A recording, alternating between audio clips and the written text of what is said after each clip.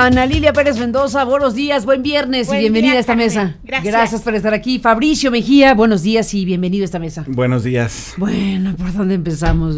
¿Qué cosa, no? Mucha. Hay una indigestión informativa, hay una enorme cantidad de temas y de asuntos importantes. Bueno, les propongo iniciar con uno de los temas que en las últimas horas atrapa nuestra atención, que tiene que ver con lo de Brecht, y quisiéramos por ahí, porque Ana Lilia Pérez, que ha seguido muy de cerca todas estas historias, bueno, ¿quieres comentar algo sobre qué revela la tarjeta informativa que le envió Felipe Muñoz, el subprocurador, a Alejandro Gertz Manero? Varias cosas, creo yo. La primera es que sí, efectivamente, el gobierno mexicano firmó, como se llegó a negar, ¿no?, un convenio con Brasil que sinceramente no debería sorprendernos demasiado, porque ese convenio lo firmaron los demás países del mundo que han tenido maxiprocesos tremendos sobre el tema Lavallato y Odebrecht, precisamente por esta lógica judicial de Brasil y Estados Unidos acuerdan un cierto trato criminal y penal con los ejecutivos y dueños de estas empresas para que colaboren, como han colaborado de manera enorme, a cambio de un tratamiento judicial un poco más benévolo, pero los han sancionado, los han metido a la cárcel, sus patrimonios están embargados, en fin, podría ser peor para ellos si no colaboran. Entonces, el modelo de cooperación judicial internacional de este asunto tan importante implica que el país interesado en recibir información de lo que han dicho en las investigaciones judiciales de Lavallato tiene que aceptar no investigarlo en ese país, porque ya está investigado por estos otros, a cambio de tener información de alto calibre que en otros países, casi 12 o 13 países, ha implicado la caída de funcionarios, de presidentes, de ejecutivos. Han sido investigaciones muy fuertes porque han recibido la información en este modelo. A mí no me preocupa, o no nos debería preocupar, que México haya firmado ese convenio como lo firmaron todos los demás, porque no es un convenio para tapar lo que pasó en México, sino para no investigar a los que ya están siendo investigados afuera. Ese me parece que es el dato más importante de la tarjeta que revela la Fiscalía General de la República, amén de saber que Emilio Lozoya no declaró, pero fue llamado como imputado, entre otras cosas. Ana Lilia, ¿qué ves tú en la tarjeta? Sí, Carmen, es una tarjeta que está salpicada de datos que hoy confirman lo que ya se había comentado, sobre todo en investigaciones periodísticas.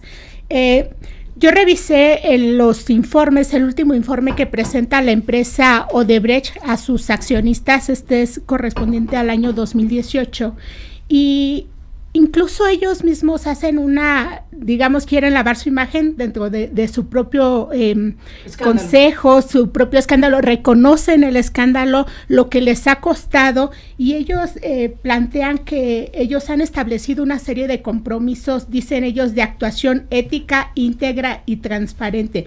Y cito, ellos dicen: la jornada que hemos recorrido para asegurar ética, integridad y transparencia en nuestros negocios es marcada por una serie de iniciativas que vienen siendo implementadas desde 2016 y que ya transformó nuestro ambiente empresarial.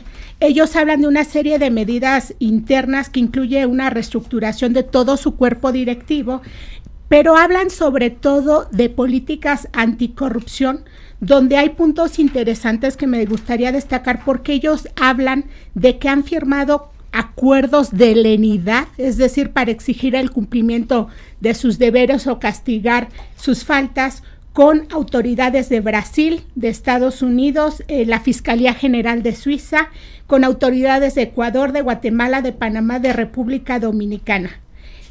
Hablan incluso que hay acuerdos muy importantes que están llevando a cabo en todos esos países, pero dentro de este capítulo México está ausente para la propia empresa. ¿En serio? En serio, ahí no aparece, porque no, esto nos lleva a la falta de transparencia que hubo por parte del propio gobierno mexicano para investigar ese caso, y sobre todo para incluso impedir el trabajo periodístico que buscaba ir más a fondo, en el caso mexicano se bloqueaba muchas veces la información, y recordemos que gran parte de la información que colegas pudieron obtener fue tenida desde fuera. En Brasil. En Brasil. En Brasil, aquí presentamos algunos videos de los testimonios, por ejemplo, de esta oficina del responsable de la Oficina de Operaciones Estructuradas, que no es otra cosa más que la oficina de sobornos. De sobornos. Súper eficiente, súper corporativo, la manera en que explicó cómo es que se decidían los sobornos en los países.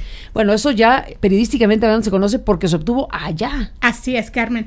Pero, ¿por qué destaco que este capítulo de México dentro de del propio consorcio es importante? Porque, bueno, si bien es cierto que el foco de atención se está centrando en los contratos que Odebrecht tuvo con Petróleos Mexicanos en el tema de los trabajos en refinerías, y que según la línea de investigación por esta vía vendría una serie de sobornos a funcionarios públicos. Acá preguntábamos a Santiago Nieto que quiénes estarían directamente implicados de haber seguido él su investigación, y él citó con nombre y apellido Emilio Lozoya, que es algo que también ya se da en la tarjeta por sentado.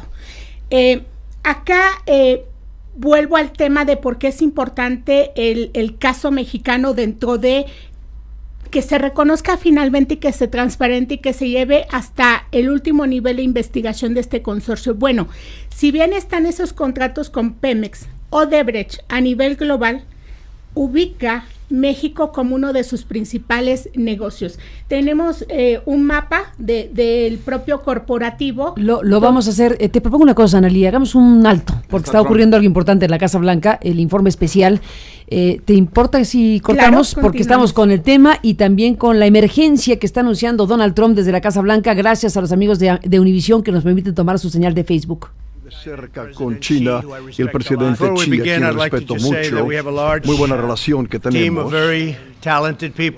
y estamos mucho más cerca que lo que jamás hemos estado en este país, teniendo un acuerdo comercial real. Estamos cubriendo todos los puntos de los cuales las personas han estado hablando durante años, diciendo que no se podía lograr.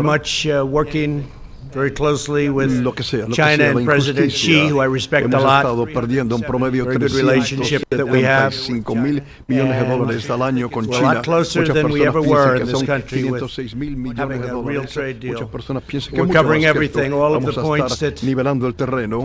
People have been talking about for years that said couldn't be done, whether it was theft or ellos, sinceramente, si podemos llegar a un acuerdo, para mí será un honor quitarlas estos aranceles, pero si no, we've been losing on average $375 billion a year with China. A lot of people think it's 500. Bueno, es el presidente de los Estados Unidos, todavía no llega al punto que nos interesa acá. Claro que es importante China y la relación de Estados Unidos con China, pero estamos a la espera de que diga algo sobre la emergencia que va a declarar en relación a la frontera con México.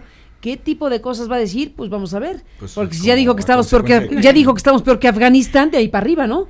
Entonces, sí. Bueno, vamos a seguir la señal para informarle en cualquier momento de lo que vaya ocurriendo en esta declaración desde la Casa Blanca de Donald Trump. Retomamos, Ana Lilia, si te parece, el hilo de lo que estás planteando, porque estás hablando de los contratos, ibas a presentar una gráfica que tiene la producción. Retomamos el hilo, si te parece. Tenemos, el caso de Odebrecht es más allá de los contratos con Petróleos Mexicanos. El consorcio brasileño tiene en México, este es un mapa de sus operaciones a nivel internacional, y ellos ubican México como uno de sus principales negocios, y se trata, Carmen, del negocio de la planta de etileno 21 en el estado de Veracruz. Y ahora que el propio gobierno federal está planteando un plan de saneamiento de Petróleos Mexicanos y de rescate de Petróleos Mexicanos, creo que aquí es donde uno de los puntos donde se debe poner el ojo público, y el gobierno necesariamente deberá revisar qué ocurre con este negocio de Odebrecht a través de su filial Braskem. ¿Por qué es importante, Carmen? Bueno, primero, ahora que hemos visto todo este tema de que se habla de aquellos contratos que llevaron empresas del Estado a debilitarse, a debilitarse. En el caso de la compañía Odebrecht, con el tema de la petroquímica, es un área clave de Petróleos Mexicanos y es un punto donde me gustaría mostrar una evaluación interna que hizo la Auditoría Superior de la Federación respecto a este negocio. Y en este gráfico que vamos a presentar, se documenta como el negocio del etileno, que era para Petróleos Mexicanos una de sus principales prioridades, en el sexenio de Felipe Calderón se subejercieron recursos que estaban destinados a hacer más productiva la petroquímica, y aquí claramente este es un dictamen de la auditoría, dice de los 5 proyectos de infraestructura de Pemex Petroquímica, 1 se canceló, 2 se suspendieron para evitar competir con el proyecto Etileno 21 de la iniciativa privada. Tremendo. Hay un segundo gráfico que también es de esta evaluación que hizo la Auditoría Superior de la Federación a los proyectos de este periodo de gobierno, y aquí nos muestra que de esa inversión en petroquímica también se habla que no se erogaron recursos públicos que estaban etiquetados para el desarrollo de la petroquímica, porque se dio prioridad a la inversión privada correspondiente al proyecto Etileno 21. Lo dice así explícitamente la Auditoría Superior de la Federación, y esto tiene más implicaciones para Pemex, Carmen. No solo se dejó de invertir en el tema de la petroquímica, se subejercieron recursos para privilegiar un proyecto de la empresa Odebrecht, dicho por la propia auditoría, sino lo que ha provocado hasta la fecha este modelo de contrato. Petróleos Mexicanos firmó un contrato para suministrar por 20 años etano a la empresa Braskem, filial de Odebrecht, y es un contrato que ya ha estado en la polémica por las condiciones de desventaja en la que se le otorgó este contrato. Y hay un punto bien importante, porque ahora se ha podido cuantificar que este contrato ha provocado a Petróleos Mexicanos casi 2,000 millones de pesos de pérdidas por venderle esta materia prima a la filial de Odebrecht. ¿Por qué pérdidas? Bueno, se está importando incluso lo que se le está vendiendo a la empresa con precios preferenciales. Y cerraré mi intervención hasta aquí con una parte del dictamen de una auditoría que se hizo a este contrato entre Pemex y la filial de Odebrecht, donde se dice que la operación derivada del contrato de suministro de etano al complejo Etileno 21 no genera valor económico ni rentabilidad para Pemex. Se estima una pérdida en este momento, año 2016, eran casi 2,000 millones de pesos. Creo que es un poco el presupuesto que se le restó a las guarderías, ¿no? Por ahí va para hacer una comparación. Sí, y aquí se plantea un punto bien importante. Este contrato es a 20 años. Uh-huh. Entonces está aquí advirtiendo que si prevalecen estas condiciones, Petróleos Mexicanos seguirá perdiendo y perdiendo y perdiendo paulatinamente, en vez de ganar en un negocio, que se espera que un negocio sea para ganar, pero en este caso estaría perdiendo todo el tiempo. Y finalmente estamos hablando de desventajas para la empresa del Estado sobre las ventajas que está teniendo esta compañía, que a pesar de los escándalos y a pesar de la falta de transparencia que ha habido, pues la compañía sigue con un negocio muy importante en México, que ellos mismos ubican como uno de sus principales negocios a nivel global.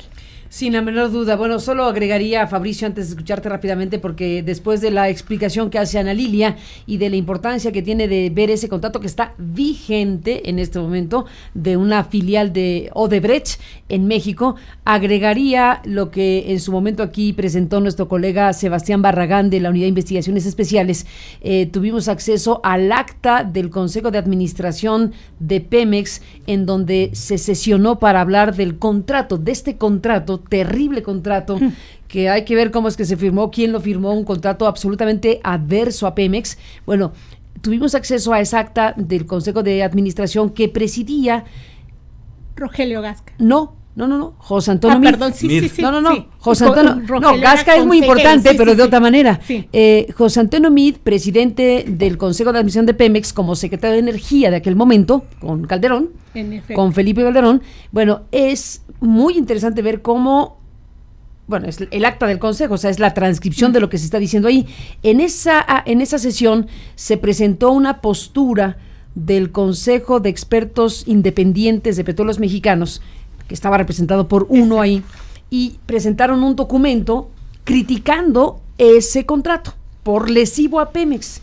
Era una postura crítica, pero además de esa postura crítica, Rogelio Gasca Neri, exdirector de la Comisión Federal de Electricidad y experto en la materia, en estas materias, pidió que hubiera un posicionamiento particular suyo que se agregó al que compartían los demás.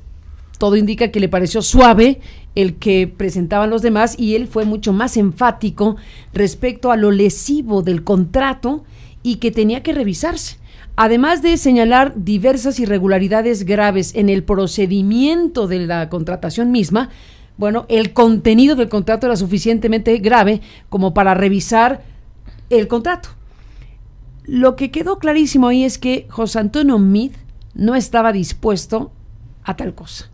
Y lo único que alcanzó a decir frente a las críticas muy severas que se hicieron dentro de ese Consejo de Administración de Pemex fue decir, para la próxima, ¿no? Este contrato está vigente, en pocas palabras. ¿Para la próxima qué? Pues para la próxima contratación.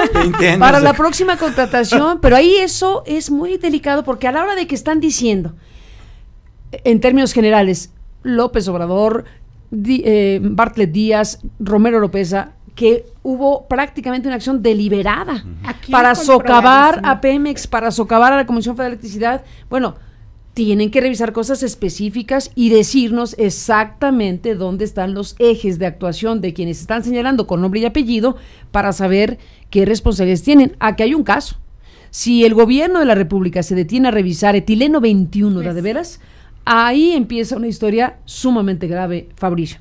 Sí, yo creo que lo que hemos visto en estas semanas precisamente es que hubo, como dices, una acción deliberada para hacer poco competitivo a Pemex y favorecer a las empresas privadas. Pero el componente nuevo es que muchos de los funcionarios que dirigieron Pemex, Energía, CFE, están involucrados en estos negocios. Yo, en el caso de Odebrecht, por ejemplo, esta empresa Sempra, ¿no?, que es de Bayeres, ¿no?, que tiene en el Consejo de Administración a Luis Telles, ¿no?, que fue director de Energía, secretario de Energía, y que fue ahora mencionado por Bartlett, y otros casos. Por ejemplo, eso, ¿no? Sempra obtiene el contrato para hacer el gasoducto gigantesco de Texas a Guanajuato. El más importante de ese sexenio de Peña Nieto en el 2014, y no se le puede acusar de nada porque está aliada con Odebrecht y tiene el Consejo de Administración a Luis Telles, un exfuncionario. Y otra de las historias que a mí me parece ¿Sempra como es Sempra. ¿No es Ruiz Aquistán? ¿Qué? Ruiz Aquistán, ¿no? Es Luis Telles, el presidente del consejo y que los mete a la Bolsa Mexicana de Valores, Luis Telles, y se hacen un poco intocables. Y en otros casos, digamos, de esta cosa de las puertas giratorias, es decir, de exfuncionarios saltando a consejos de administración o a asesorar a compañías privadas, yo creo que uno de los casos más graves fue el de Carlos Gil Morales, ¿no?, que siendo durante 40 años el que sabía de la exploración y perforación en Pemex, se pasa a una empresa de Bayeres y en 5 meses obtiene su primera licitación, ¿no? Es el único de 8 consorcios de Bayeres que participa en la licitación y obtienen una perforación de 4 campos, ¿no?, en 2 pozos petroleros que no se sabía, no había información de cuántos millones de barriles de petróleo contenían y metros cúbicos de gas natural. Y el chiste es que con esa información que tenía este señor después de 40 años, ganan esa licitación, son los únicos que se presentan, y resulta que además esos 4 campos tienen 6 veces más petróleo que lo que se sabía. Entonces, digo, eso es como muy obvio, ¿no? Que usaron información estratégica que debería de ser de seguridad nacional. Sí, yo no sé si está bien esto de que no participen en actividades privadas durante 10 años, yo no sé, pero el asunto es que el tema es la información del Estado, que sí debe estar protegida de alguna manera, ¿no? Pues sin duda estamos en un tema sumamente importante y bueno, ahora entramos en el territorio de un planteamiento general que incluye 7 gasoductos, 3 empresas que son dueñas de esos gasoductos, contratos que se califican como leoninos, nombres de funcionarios de alto nivel que han dado ya rápidamente respuesta. Hace años que no sabíamos de funcionarios del gobierno de Salinas, carta de Pedro Aspe, de José Córdoba Montoya, o sea, hubo una reacción. Digo, no es para menos, entiendo que no es para menos si el presidente de la República y su director de Comisión Federal de Electricidad enlistan con nombre y apellido en una narrativa donde están planteando que hay posibles delitos. No sabemos exactamente si va a configurarse o no una investigación que involucre toda la materia prima que se puso a la luz el lunes pasado. Aunque lo dejó el presidente, lo dejó en el asunto de inmoralidad. Bueno, ¿no? Dijo que daría vista a la Fiscalía General de la República. En el comunicado de la Comisión Federal de Electricidad se habla de presuntos ilícitos, en una hojita que se publicó como boletín, que me pareció muy interesante. Después de todo lo que se dijo en la conferencia, hubo un boletín de una cuartilla donde Bartlett puso exactamente lo que quería destacar, que no es otra cosa más que los nombres y decir posibles ilícitos. Sí, ahí sí se focaliza con nombre y apellido, y al decirse que se dará vista a la Fiscalía, pues se entiende que habrá ya investigaciones en curso. Aquí el tema de la Comisión Federal de Electricidad es muy amplio y va mucho más allá de incluso de estos gasoductos. Y por lo que yo entiendo, por la lista que presentó Bartlett, se refiere incluso desde aquellos primeros esquemas en los cuales al final del gobierno de Carlos Salinas de Gortari se comenzó a dar estos permisos especiales para generación de energía eléctrica en una modalidad de supuesto autoabastecimiento. Y digo supuesto autoabastecimiento porque lo que se hacía era que en realidad las empresas que recibían este tipo de contratos metían como en letras chiquitas un adicional de para ellos y para sus socios. Y entonces te encontrabas con que los socios no eran empresas generadoras de energía como quienes tenían este contrato, sino toda la cartera de clientes que eran de la Comisión Federal de Electricidad o de Luz y Fuerza del Centro, que poco a poco fueron quedando como clientes de estas empresas en un modelo que realmente era una simulación. Incluso este tipo de contratos fue revisada también por la Auditoría Superior de la Federación, que observó que contravenían el artículo 27 constitucional y que incluso generaron por ahí una controversia constitucional para este tipo de contratos. Si mal no recuerdo, para el sexenio en que se revisaban estos contratos, que era también el sexenio de Felipe Calderón, había más de 700 de estos contratos que estaban vigentes y en los cuales se incluía a muchísimas empresas que estaban siendo, que antes eran clientes digamos, del Estado a través de la Comisión Federal de Electricidad y de Luz y Fuerza, y que ya eran parte de la cartera de clientes de las empresas españolas principalmente. Para esos momentos ya el 49% de la energía eléctrica pues, prácticamente estaba privatizada. Ana Lilia Pérez, Fabricio Mejía, estamos recibiendo un mensaje de Paulo Díez Gargari, el abogado, que nos está escuchando, y es una gran noticia que alguien nos está escuchando. Gracias. Sinceramente, como nos está escuchando, pues hay que hablarle. Pensé que esto no se transmitía al aire. Sí, pero pensé pues que eso no significa que nos estén escuchando. Bueno, felicitamos que alguien esté escuchando este programa, y en este caso es el abogado Paulo Díez, a quien le mando un saludo. Vamos a enlazarlo, les propongo, porque está oyendo lo que están aquí diciendo, lo estamos diciendo, y dice, estoy escuchando la mesa hablar de Odebrecht y José Antonio Meade, por lo que acabamos de mencionar de Meade como secretario de Energía. Y él habla de un tema central, dice el pacto de impunidad transeccional pactado. Entonces, bueno, él quiere exponer lo que incluso ya se tradujo en denuncia formal, porque hay que recordar que Alfredo Figueroa, que es también panelista de este programa, y Paulo Díez fue llevar a la entonces Procuraduría General de la República un conjunto de informaciones de las cuales quiere hablar el abogado, y si les parece bien, pues lo incorporamos a la mesa esta mañana de viernes. Son las 10 de la mañana prácticamente, en lo que estamos listos con Paulo Díez y el enlace, si es que él puede, por cierto, ¿no? Yo espero que sí. Perdón usted, en lo que estamos listos con Paulo Díez, ¿tenemos un resumen listo? En un momento más, tenemos en un momento más el resumen de noticias para recuperar lo más importante en los últimos momentos. Y Donald Trump, que sigue hablando de la frontera. Ahora sí, ya estamos viendo el presidente de los Estados Unidos hablar de un país seguro, de lo que de cuánto se necesita el muro que él está impulsando. Y bueno, pues la emergencia que está declarando. Nosotros queremos tener un país seguro, gracias a Univisión, que nos permite tomar esta señal que sube a Facebook. Y bueno, pues la compartimos en este momento. El único sitio donde quieren darnos tanto dinero, $1.365 millones no es tanto, pero en sí no es tanto. Vamos a usarlo de mejor manera que lo que se usaba antes.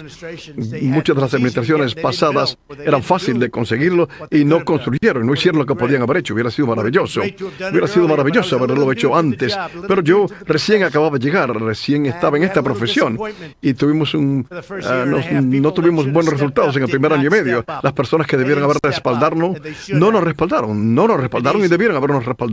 Hubiera sido fácil, no tan fácil, pero hubiera sido mucho más fácil. Pero algunas gentes no nos respaldaron. Ahora nos están respaldando. Así que tenemos la oportunidad de recibir cerca de $8,000 millones, ya sea $8,000 millones o $2,000 millones o $1,5 mil millones.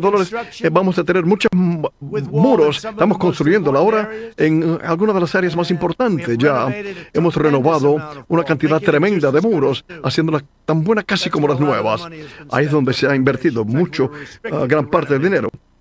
Renovación. De hecho, nos habían restringido a renovar. Se va a acabar pronto las áreas donde podemos renovar. Así que, bueno, necesitamos nuevos muros. Así que quiero dar las gracias a todos por su presencia acá, agradecerle especialmente a las madres ángeles y padres por estar acá. Muchas gracias. Pues ya declaró emergencia nacional en la frontera sur con México. Trump dice que se ha invertido mucho en renovar los muros y demás cosas, pero ya ha sucedido. Ha declarado emergencia nacional en la frontera con México. Eso no es cualquier cosa, Fabricio Mejía. No, yo creo que, bueno, Trump está utilizando lo de la frontera sur, nuestra frontera norte, ahí donde, como dice Carlos Fuentes, ellos lo llaman Río Grande y nosotros Río Bravo, es decir, ahí está la contradicción entre los dos países. Lo está usando como un asunto interno, digamos, de disputa con los demócratas, y por supuesto también es un poco absurdo, porque no hay ninguna razón, digamos, para declarar una emergencia en la frontera sur. No están los migrantes, no están, ¿no? Y si te fijas en todo el juicio al Chapo Guzmán, una de las tantas cosas que quedaron clarísimas es que las drogas del cártel de Sinaloa no pasaban por la frontera, pasaban por los barcos vía el Pacífico, ¿no? O sea, casi todas las cosas que se dijeron en ese juicio son del transporte vía marítima, no por la frontera. La frontera mexicana con Estados Unidos Es un poco ya mítico, digamos, el electorado de Trump es el único que cree, ¿no? Que por ahí pasan violadores y Al-Qaeda o Speedy González contra el Coyote. Pero bueno, ha declarado la emergencia nacional por esas razones, sin tener fundamento, ¿no? Hay también, no hay que negar eso, actividad criminal tremenda. O sea, los migrantes se han convertido en un botín millonario del crimen organizado, que tiene que ver con la frontera. Pero de ahí a decir que hay una emergencia nacional para efectos de lo que quiere que es el muro, hay una distancia bastante grande. Sin dejar de negar lo que el padre Solalinde ha llamado el holocausto de los migrantes, ¿no? Del negocio criminal y de lo que ahí ocurre, pero eso no pone en riesgo en absoluto la seguridad nacional de Estados Unidos. Es un problema gravísimo para México, para Centroamérica y para las personas, pero es de la frontera para acá. Estrictamente hablando, no hay una emergencia para ellos. No, de hecho ha bajado la inmigración. La hay para nosotros. La hay para nosotros. La emergencia nacional es para nosotros en función de ese crimen ya extendidísimo de los migrantes como víctimas de extorsión, de secuestro, de violaciones, etcétera, de la frontera para acá. Como un botín, en efecto, los migrantes, pero además un botín que también es para el otro lado, y yo no he visto que se hable de la criminalidad de los desde Estados Unidos. En este tema que plantea Fabricio de estos negocios del cártel de Sinaloa, pues no se habló de las complicidades con las propias autoridades, por ejemplo, en el tema portuario, y aquí yo destacaría que ni siquiera Estados Unidos tiene completa eficiencia en la revisión que hace en sus puertos, y precisamente por eso es que el cártel de Sinaloa pudo desplegarse globalmente por todos lados, no hay el muro es un tema mediático para Donald Trump, pero en esencia ni hay una emergencia, ni se estaría resolviendo nada en temas de seguridad tampoco. Bueno, vamos a presentar un resumen de noticias, un resumen con Gustavo Sánchez Benítez y con Aline Hernández, si me permiten, antes de seguir la mesa, porque desde luego estamos en un tema muy importante. Hacemos este corte y vamos con ello.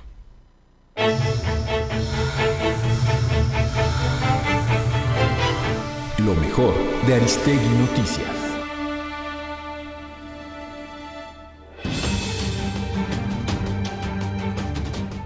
Joel Salas, comisionado del INAI, detalló en entrevista para este espacio que los órganos autónomos no son inamovibles y agregó que el cambio de comisionados, más el contexto que se dio alrededor del caso Odebrecht, favorecieron la apertura del expediente con el argumento de que es un asunto de interés público, en lugar de mantener la reserva por la vigencia de las investigaciones. El caso Odebrecht estuvo en la palestra pública en todos estos meses, lo que hizo. Hubo nombramiento de nuevos comisionados, lo que hizo que un mismo recurso de revisión o una queja para poder tener acceso a cierta información en una nueva constitución del Pleno se analizara desde una perspectiva que no había sido abordada. Mi postura era en ese momento, sí se puede hacer uso de la excepción de entregar la información por actos de corrupción, y lo que terminó determinando la mayoría en octubre fue: no nos vamos por esa vía, pero nos vamos por la vía del interés público. El abogado Javier Cortina cuestionó la actuación de MBS Comunicaciones al desistirse del último recurso legal que tenía ante la Suprema Corte de Justicia de la Nación por la denuncia contra la periodista Carmen Aristegui. ¿Por qué desistió MBS? Es decir, si MBS desistió del recurso al cuarto para las 12, porque debo decir al auditorio que la resolución ya estaba lista y estaba para resolverse precisamente el día de ayer. El abogado enfatizó que al desistir, MBS Comunicaciones se conformó con las sentencias en las que se estableció que no tenía derecho a una reparación por presunta violación a los derechos de autor. MBS desiste porque se conforma con lo que dice la sentencia, y la sentencia dice que no tienen derecho y que no tienen razón en el argumento de que los contenidos están protegidos por la ley de derechos de autor, y de que haberlos reproducido en el sitio de internet aristeguinoticias.com violó algún derecho. Javier Cortina señaló que en esta demanda presentada ante el Tribunal Superior de Justicia de la Ciudad de México, MBS pretende cobrar una reparación del daño por la difusión de las entrevistas que la periodista hacía en su programa de radio, pero advirtió que tras la última resolución de la Corte se trata de cosa juzgada, por lo que esa empresa debería desistirse. Cualquiera diría, si desistieron del recurso en la Corte es porque concluyeron que no tenían razón por la cual deberían de retirarse el juicio que está en el 12º tribunal, en el juzgado 12º. Esa es una demanda adicional a todas las demás, adicional a la de daño moral, adicional a la de el contrato, en donde pretenden obtener una declaración de una supuesta indemnización a la que alegan tener derecho. Por su parte, el director editorial de Penguin Random House, Ricardo Cayuela, afirmó que la publicación del reportaje sobre la Casa Blanca también fue una forma de apoyar la libertad de expresión y de luchar contra la censura. Además, expresó su respaldo a Carmen Aristegui en su lucha contra la demanda por daño moral que presentó en su contra Joaquín Vargas. Pero como el libro se publica después de esos hechos, para nosotros era indispensable que se hablara también de esa circunstancia. ¿Por qué? Porque esa circunstancia era en defensa de la libertad de expresión de todos los que formamos parte de la sociedad mexicana. Es decir, ya no era una denuncia puntual, inobjetable, fáctica de un hecho de corrupción de un gobierno, sino también la prueba de un acto de censura y de una alianza no deseable entre los poderes públicos y el periodismo en este país. Pero básicamente estamos contigo, Carmen. Nosotros no movemos una coma al prólogo, en tanto que no hay una sentencia firme y está en disputa, y esperemos que la Suprema Corte la próxima semana despeje este tema ominoso de la discusión pública de una vez. Sigue esta y toda la información en www.aristeguinoticias.com. Mesa de análisis.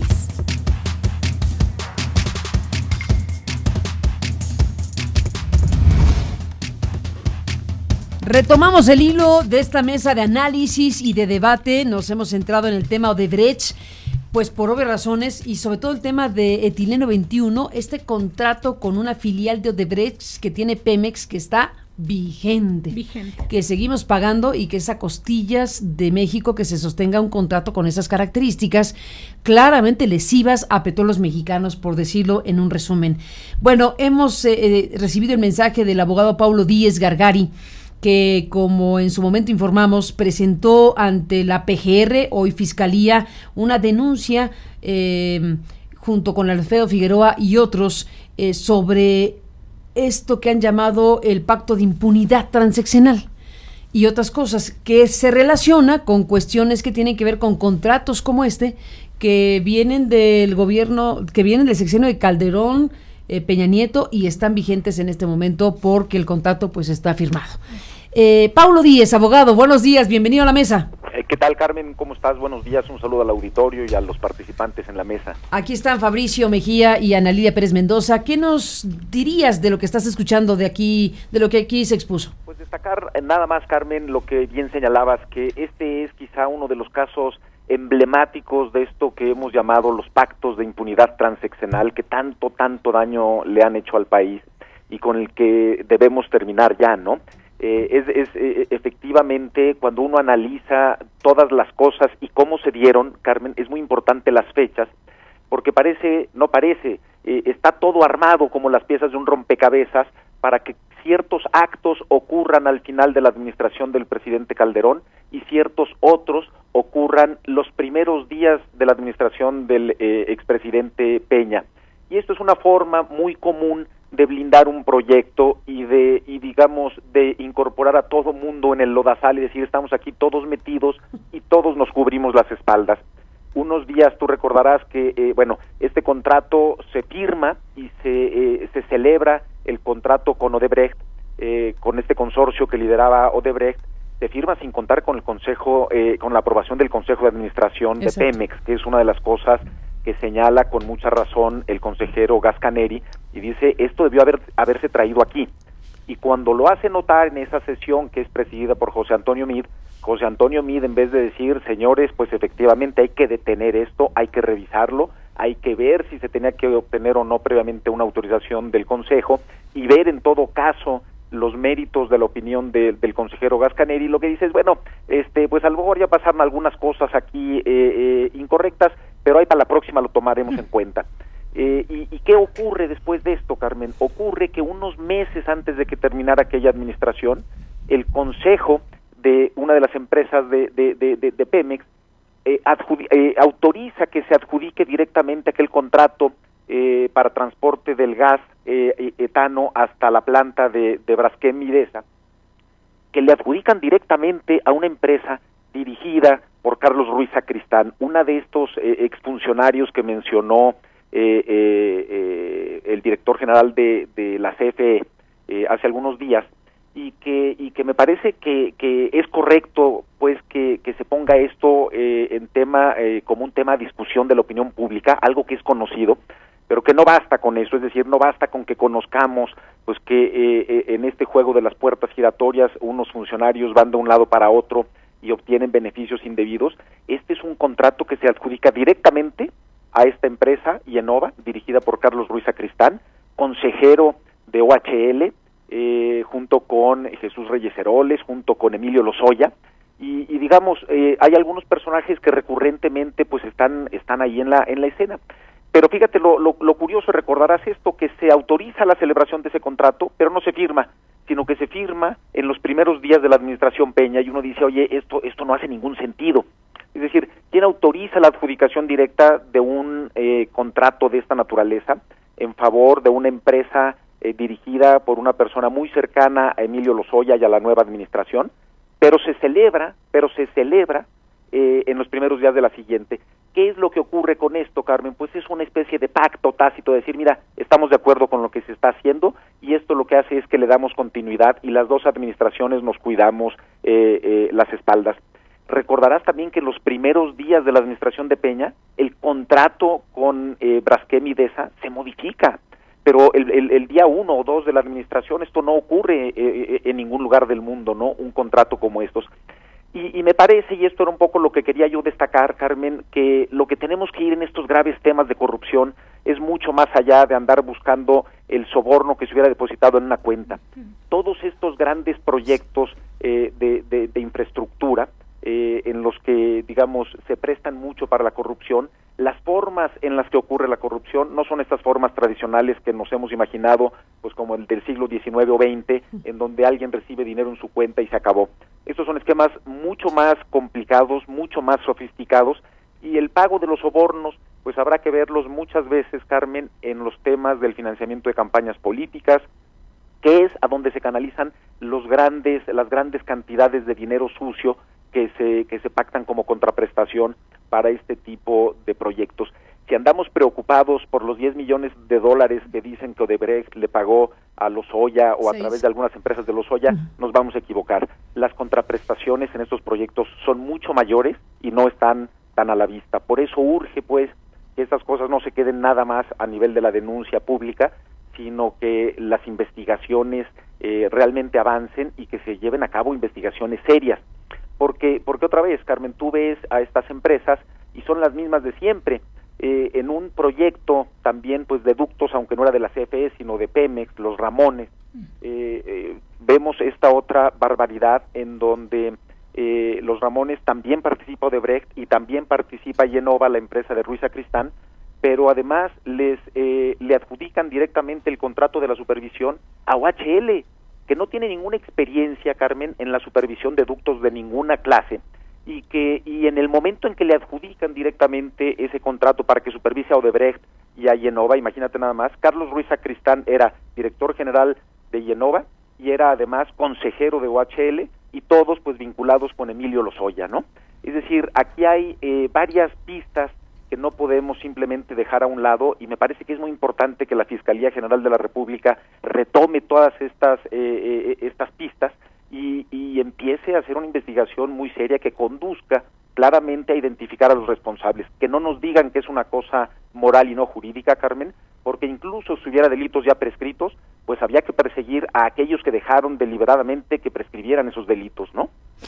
Paulo Díez Gargari, solo para cerrar esta intervención tuya que te agradecemos, ¿en qué va lo que ustedes presentaron como ciudadanos a la PGR, hoy Fiscalía?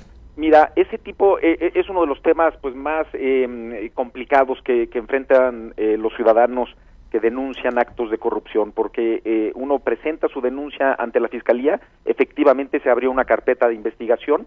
Tú recordarás que en algún momento me citaron a mí, pero casi que, digamos, no como denunciante, sino como testigo, cosa a lo que me opuse, tú diste también ahí la noticia, y no he vuelto, digamos, no me informaron que estaba abierta la carpeta, sé dónde está, habrá que seguirle dando, ¿cómo se llama?, impulso, pero el problema es que al ciudadano lo que le dice la Procuraduría General de la República, ahora Fiscalía General de la República, es qué bueno que usted ya denunció, pero este es un tema en el que el ciudadano no tiene el carácter de víctima, de modo que, bueno, pues muchas gracias, de ahora en adelante ya nos ocupamos nosotros.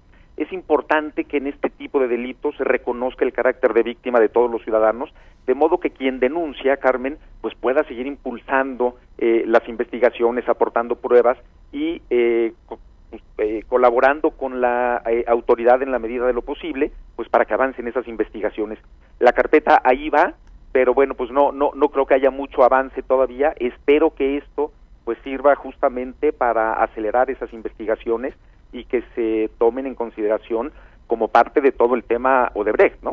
Sin duda. Paulo Díez Gargari, abogado, gracias por incorporarte a esta mesa esta mañana. Un abrazo y buenos días. Gracias, Carmen, hasta luego. Después de la pausa regresamos con Fabricio Mejía y Analía Pérez Mendoza. Bueno, nos estamos despidiendo de esta mesa, no del programa, porque todavía tenemos algunos pendientes importantes que informarle y comentarle, pero de esta mesa con Fabricio Mejía y con Analía Pérez. Y bueno, uno de los temas de esta semana que tiene que ver con el caso que nos ha involucrado estos años en litigios, en tribunales, etcétera, la Suprema Corte de Justicia, bueno, finalmente recibió el desistimiento. Vayan ustedes a saber por qué razón MBS desiste de el recurso que pidió MBS de revisión de la sentencia que nos favorecía, que nos favorece y que ya quedó confirmada definitivamente a nuestro favor. Fue ilegal, fue indebido que MBS incumpliera un contrato vigente y a partir de lo cual, bueno, pues eliminó y canceló todo un programa de noticias que durante 6 años pudimos compartir con el público de aquel grupo radiofónico. Bueno, el caso es que tenemos una sentencia ya definitiva en esta parte de la historia y bueno, pues ustedes dos y muchos otros han sido una presencia fundamental a lo largo de estos 4 años. De muchas maneras, desde luego inolvidable la imagen de Fabricio y de muchos otros colegas en la plaza pública, digámoslo así, con los amparos ciudadanos que se promovieron en contra de un golpe de censura como este. Esta es una historia de muchos capítulos que involucran a ciudadanos que vemos aquí en la imagen que estamos compartiendo, que dijeron no estamos de acuerdo en que se elimine arbitrariamente un espacio de noticias donde se estaba informando y ofreciendo cosas que al público le interesaban. Esa manera de actuar de un grupo concesionario ha quedado ya declarada como ilegal. No hay más que eso, que una conducta ilegal, indebida.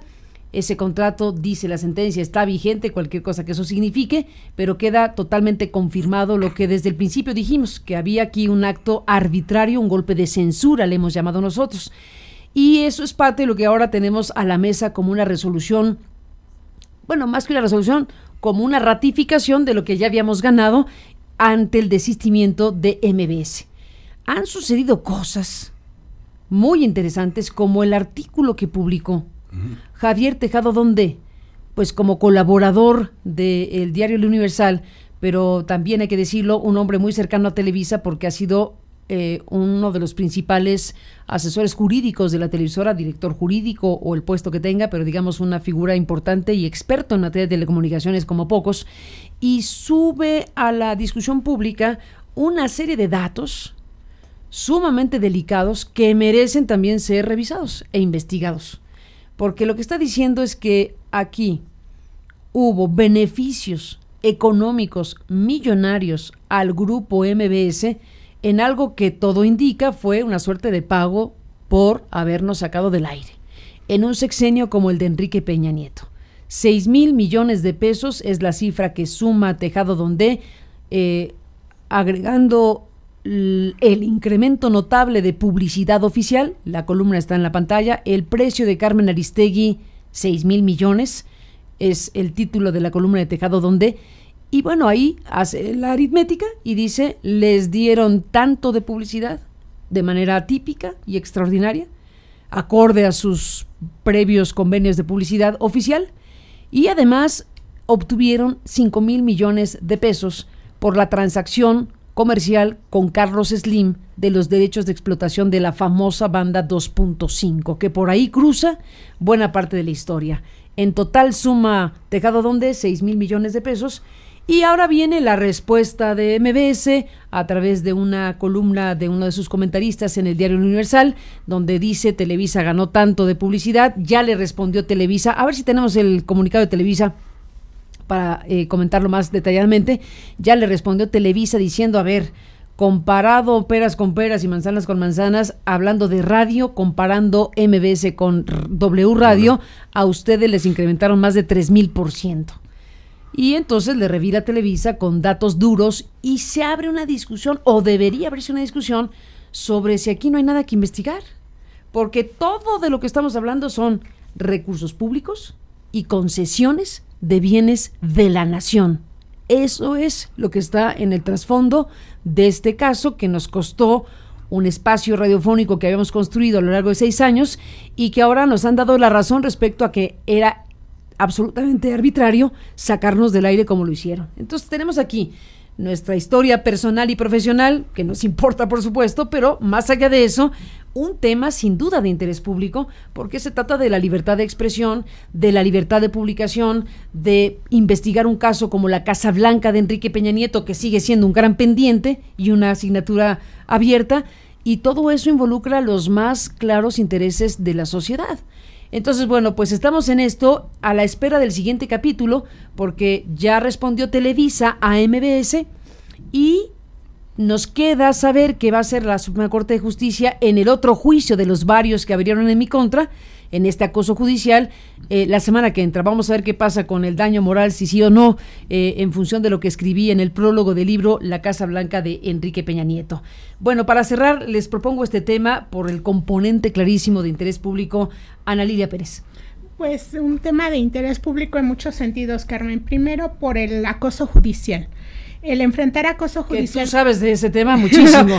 Aquí Fabricio no canta mal las rancheras, no. Pero las cuestiones judiciales para los periodistas son tremendas, y Ana Lilia has vivido casos que ya nos contarás en otro momento, pero sin duda. Sí, Carmen, lo que quisiera destacar es que el tema del acoso judicial no es sencillo para el periodista lidiar con eso, pero sobre todo por lo que entraña. El estar bajo acoso judicial y aún así, a pesar de ello, hacer tu trabajo y seguir haciéndolo cabalmente todo el tiempo, es parte de la responsabilidad que los periodistas adquirimos para con la sociedad, de seguirlos informando. En este sentido, el acoso judicial contra un periodista, que aquí hay un tema clarísimo de que se trata de eso en cada uno de sus capítulos, es una ofensa para la sociedad. Es una ofensa, pero además es un tema de que está en riesgo el derecho de la sociedad de estar informada, el derecho de la sociedad a saber. Y en ese sentido, claro que es necesario que exista una investigación del manejo que se le dio a ese dinero público, si hubo o no privilegios para tal o cual medio de comunicación y en función de callar a una voz crítica, de callar a un equipo de periodistas, de minar su trabajo profesional, porque en ello está en juego no solo la actividad de los profesionales de la comunicación, sino los derechos de la sociedad.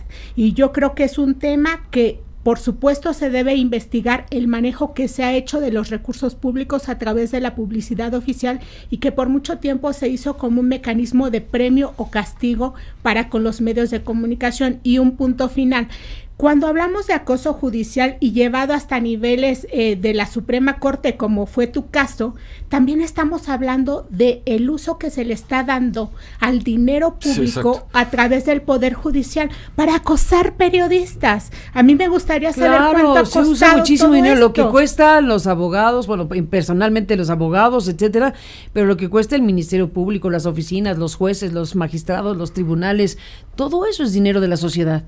Y si se usa ese aparato de la justicia no para obtener justicia, sino con propósitos de represalia, eso también tiene que ser sancionado. Así es, y creo que este es un tema que debe llevarnos a cuestiones muy de fondo, el uso de recursos públicos, pero sobre todo, Carmen, creo que ya debe decirse ya basta al acoso para los periodistas, porque los periodistas trabajamos en favor de transparentar información para la sociedad, para que la sociedad esté informada, y el hecho de que se te esté acosando permanentemente, como ha ocurrido en este país, mina el trabajo periodístico, y eso no lo podemos permitir ni los periodistas, pero sobre todo la sociedad en su conjunto. Y ya vemos quienes insistimos y seguimos adelante, y durante años, como tú, como Fabricio, como en mi caso, hemos decidido dar la batalla en los tribunales. Ganamos, hemos ganado, hemos perdido, ganado, pero en este caso hemos ganado esencialmente ante los tribunales después de un largo periodo,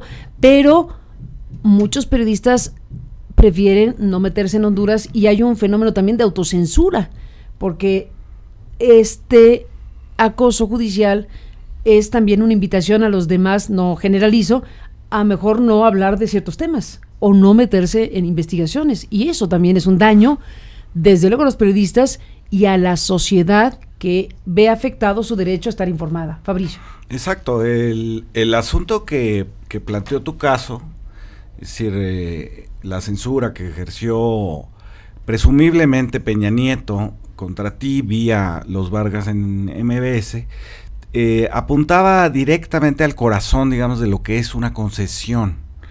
Las concesiones no se pueden usar para venganzas personales, o pueden servir solamente a los intereses económicos de los concesionarios.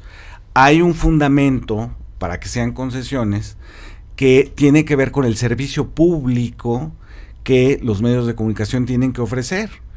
Y entonces fue central, digamos, por eso te acordabas de esa imagen de Lorenzo Meyer y yo cargando una mesa pesadísima en uno de los mítines para recabar firmas.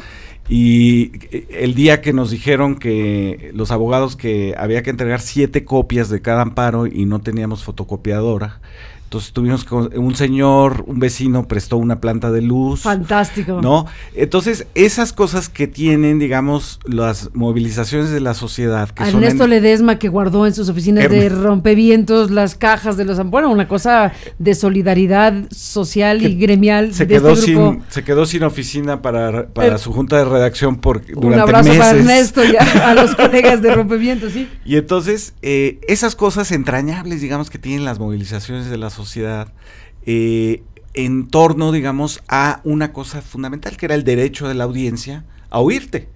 Es decir, no estamos de acuerdo, por lo que haya sido, no estamos de acuerdo en que la quiten. O sea, fue censura del presidente de la República por lo de la Casa Blanca. Vargas lo intercambió por 6,000 millones, según Tejado Donde. No estamos de acuerdo. Nosotros somos los beneficiarios de ese servicio público y queremos escuchar a Carmen Aristegui. Entonces, ese fue el centro de la disputa, y creo que lo que hay que celebrar moderadamente con esta resolución y el desistimiento ya de MBS de este recurso, pedazo, aunque hay otro juicio espejo que les admitieron que por congruencia tendrían que desistir de él, pero sigue abierto otro juicio en otros tribunales, además del de daño moral, pero vamos a ver cómo termina. Todavía no termina esta historia, por eso me parece buena la expresión, celebremos moderadamente, porque hay que ver después en qué se traduce la sentencia. Porque la sentencia nos da la razón categóricamente, fue ilegal lo que ocurrió, pero todavía no sabemos exactamente en qué se traduce, así que todavía falta un tramo de seguir informando el tema. Y yo creo que sí habría que insistir aquí y en otros lados, que se investigue este beneficio que obtuvo MBS en publicidad. Magnífico que esté exponiendo públicamente Tejado Donde esos datos duros, magnífico que MBS le responda con otros datos duros y que le responda, hombre, entre más información tengamos, más materia de investigación habrá. El asunto es en dónde y cómo. De repente los medios de comunicación son los menos transparentes en sus propias cosas, ¿no? Si de ahí donde se genera supuestamente la información y la transparencia de lo público, a veces sus negocios son completamente oscuros, sus ganancias. Otro día hablamos de los ratings, ¿no? Que también son muy oscuros. Bueno, hay todo un ¿no? Según a quien le preguntes, ¿no? Según a quien le preguntes. Y, ya lanzó Radio Centro el otro día, el año pasado hicimos aquí un debate muy bueno sobre un debate, o sea, el reto Radio Centro, como le pusieron los colegas de Radio Centro, es a la industria. El reto Radio Centro era o es que nos mida alguien que sea realmente confiable. Exacto, como en otros países. Ni mis números ni los tuyos. Alguien que venga y diga con claridad meridiana algo que evidente en otros lugares del mundo se mide de forma transparente. Aquí es una cosa tremenda. Y que pudiera ser consultado instantáneamente, es decir, que ahorita pudieras meterte a un celular y decir cuánta aquí gente está oyendo. Esta mañana nos oyó una persona. Paulo 10. No, ya me mandaron varios. No, la verdad que ya recibimos varios. Nosotros también estamos oyendo, lo cual se agradece muchísimo. Supongo que sus familiares, primos, vecinos estarán Esperemos ustedes. Que esa sí. red de si le pone muy fuerte, a lo mejor los vecinos oyen. No, sí. Algunos nos están escuchando en la República Mexicana, incluso en otras partes del mundo, porque www.aristeguinoticias.com, que es este programa en internet, se oye en cualquier parte del mundo. ¿sabías? A cualquier hora. A cualquier hora, así que no estamos tan mal. No estamos tan mal. No, yo creo que no. Yo creo que hay que celebrar moderadamente. No, pero celebremos que es un triunfo importante porque el atropello, el abuso de poder, el querer eliminar de una forma arbitraria un espacio de información, de contenidos, de investigaciones, es algo que no se puede permitir. Por eso yo celebro muchas cosas. Celebro que hayamos soportado estos 4 años y agradezco infinitamente a tantas personas como ustedes, a nuestros muy queridos abogados, Quijano, Cortina, de la Torre, todo el equipo, Pablo González de Cosío, todo el equipo de abogados, los que están en ese despacho, los que en otros despachos también han colaborado en estos 4 años de muchas maneras, son fundamentales, porque sin ellos evidentemente no estaríamos hoy diciendo ganamos, porque ganamos categóricamente en un tema importante, nos faltan otros, pero aquí la victoria definitiva fue ilegal la actuación de un grupo concesionario de medios que eliminó del aire sin razón legal alguna a un espacio de noticias como el que teníamos en aquellos años. Así que lo que sigue es ahora procesar las informaciones que empiezan a surgir de si hubo o no un pago por ello. Exacto. Si estamos frente a esa conducta terrible que tendría que ser exigida una investigación, porque quien autorizó un incremento de publicidad oficial a ese grupo radiofónico tiene que explicar por qué. ¿Tenía más audiencia? ¿Tenía más impacto? ¿Justificaban esas campañas? Ahí están los números. Y si no, que le reclamen a Tejado Donde que no parece estar equivocado en sus fuentes de información. Ahí está una transacción comercial de 5,000 millones de pesos del pedazo de banda 2.1 que se le quedó a MBS y que se la dio finalmente en concesión ratificada o lo que sea, y lo primero que hizo fue vendérsela a Carlos Slim. A Carlos Slim, es decir... A ver, eso, ¿no?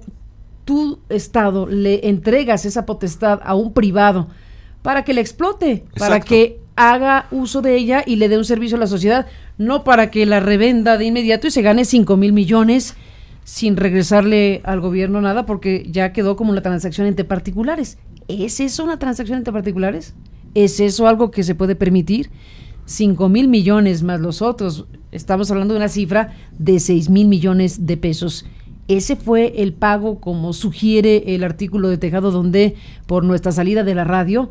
Pues esa es la pregunta que está al aire. Aquí seguimos vivos y transmitiendo. Eso. Eso. Pues Fabricio, Ana Lilia. Pues sí hay que celebrar, Carmen, porque con el fallo que se dio esta semana, no solo ganó Carmen Aristegui y su equipo, ganó la sociedad, y periodistas que a pesar del acoso seguimos en pie, pues creo que eso es de celebrarse. Pues celebremos esto, moderada o no moderadamente. O excesivamente. Como cada quien, o desaforadamente cada quien que celebre como pueda, pero sí creo que hay que celebrarlo y no hay más que agradecer muchísimo, sobre todo a la audiencia, al público, a la gente que salió a la calle, a los que fueron por sus amparos, a los que se han mantenido aquí como parte de esta audiencia que sigue de cerca estos programas, esta información, estos trabajos y esta presencia como la de ustedes. Gracias, Ana Lilia. Gracias. Un fuerte abrazo. Fabricio, un abrazo.